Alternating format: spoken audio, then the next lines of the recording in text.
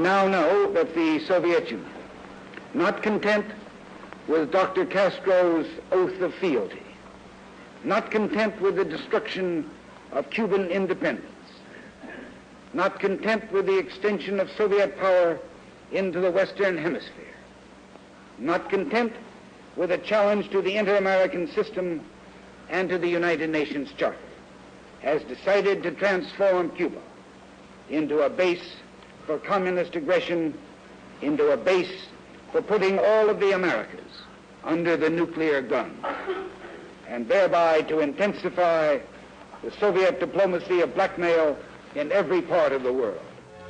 The United States' answer to what Adlai Stevenson termed Soviet blackmail in Cuba was a quarantine of all offensive weapons being shipped from Russia to that island fortress. The U.S. threw up a steel fence prepared to stop any vessel carrying materials of war.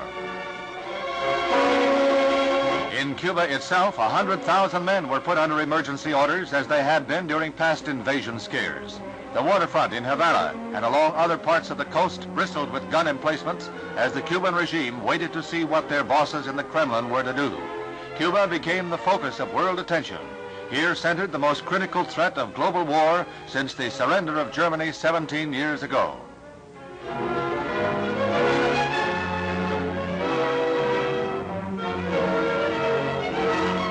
Castro has put every able-bodied man through military training.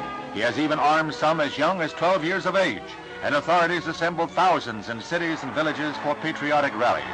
As in the past, these rallies are designed to whip up hate of what Castro calls Yankee imperialistic warmongers.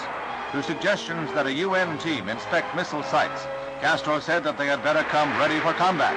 He went on to call President Kennedy a pirate for setting up the quarantine. The United States arrived at the decision for an arms blockade after studying reconnaissance photographs made with high-powered cameras from planes flying several miles from the Cuban coast. These cameras are described as capable of spotting a golf ball on a putting green from 40,000 feet. Literally thousands of pictures can be made on each flight by these planes, and they are studied by photo interpreters who are capable of analyzing details that an untrained eye would miss. Here, for example, is a medium-range ballistic missile base that has been labeled by these specialists. Suddenly, the veil is torn from the Russian secrets.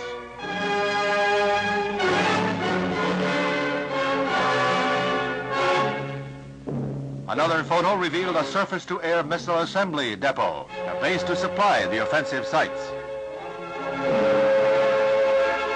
Russian technicians ripped through heavy jungle growth to carve out airstrips for high-performance MiG-21 jets, a plane easily capable of strikes far into the United States.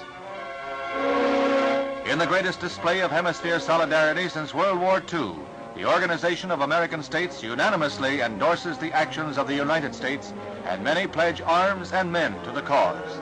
The vote is 20-0, with Cuba absent, commending the U.S. for its efforts to bring about the dismantling of the missile bases.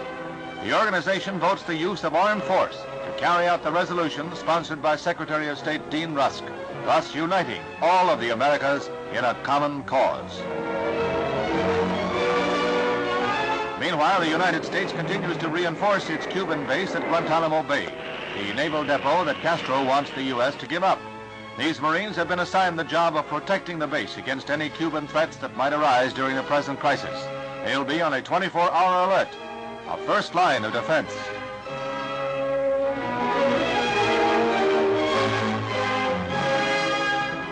The United States went to the UN Security Council for a resolution calling for a withdrawal of all offensive weapons from Cuba. A delegation from the island heard UTANT call on both sides for a 3-week freeze, but the Secretary General was told that President Kennedy wants the missiles scrapped first. Valerian A. Zorin's boss, Khrushchev, proposed that the U.S. withdraw its vessels and he would stop shipments. President Kennedy's missile scrapping demand was his reply. The U.S. resolution was firm and strongly worded. Mr. President,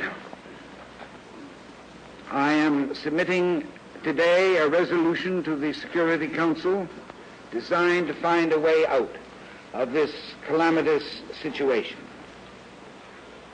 This resolution calls, as an interim measure under Article 40 of the Charter, for the immediate dismantling and withdrawal from Cuba of all missile and other offensive weapons.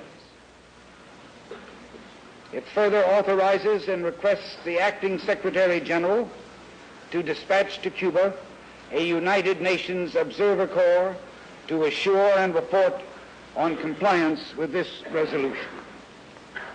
Upon UN certification of compliance, it calls for the termination of the measures of quarantine against military shipments to Cuba.